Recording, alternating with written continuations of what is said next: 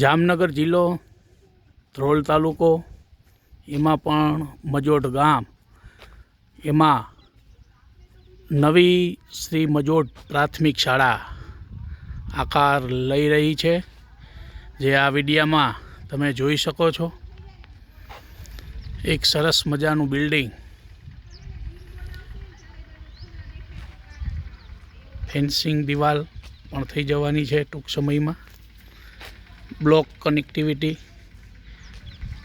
Room light fitting સાથે shade મધ્યાહન ભોજન.